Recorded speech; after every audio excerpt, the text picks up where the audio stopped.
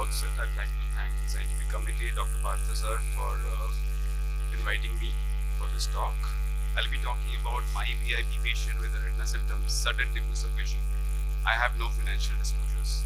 So sudden loss of vision is a red flag sign. It's very disturbing to the patient, especially if they are VIP patient, and they require urgent attention. So in my practice, we have a separate enclosure where we deal with sudden loss of vision, and we will directly take the patient for examination without any waiting time.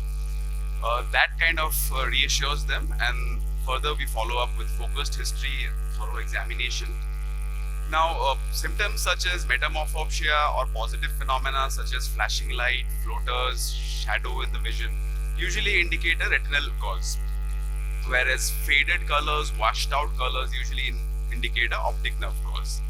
We have to know whether it's painful or painless, because certain conditions tend to be painful, such as optic neuritis or a pituitary apoplexy, whereas others are usually painless, such as any lesion in the optic tract.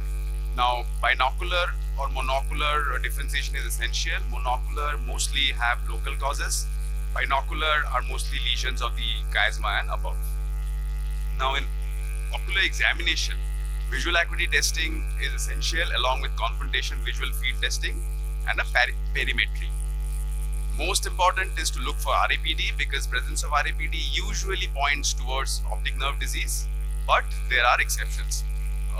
Fundus evaluation, IOP measurement is essential. Now, this is how we do a flashlight test, a swinging flashlight test. This is a normal patient. Direct reflex as well as consensual reflex is observed. However, whenever there is a afferent pupillary defect, things change.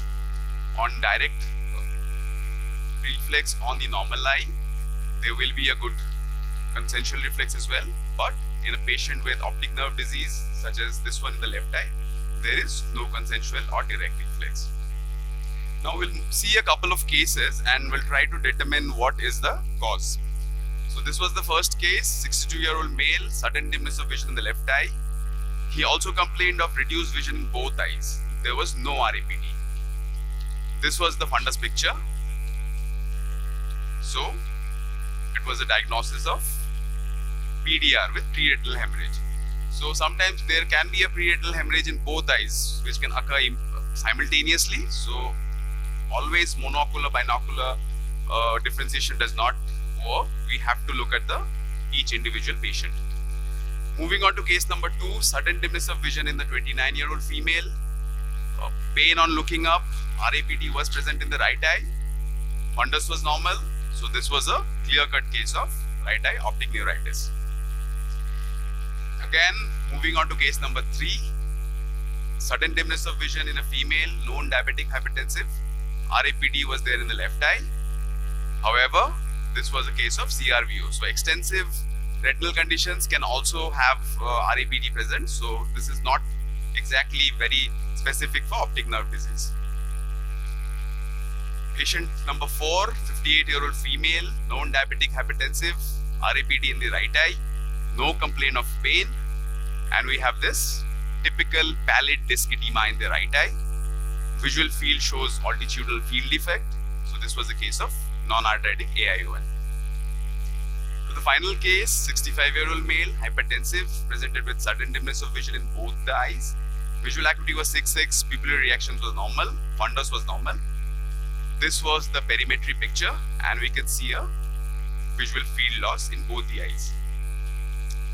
MRI was advised, and this is what we could see, a lesion right close to the chiasma. So this was pituitary apoplexy. So we have this algorithm where we differentiate whether the patient has RAPD or not, but this is not absolute. We have to look for individual abnormalities. Fundus abnormalities are mostly apparent on examination in most patients, and whenever in doubt, we have to do a perimetry. Only confrontational test will not suffice, and perimetry is must to rule out diseases where the diagnosis is not very clear. Thank you very much.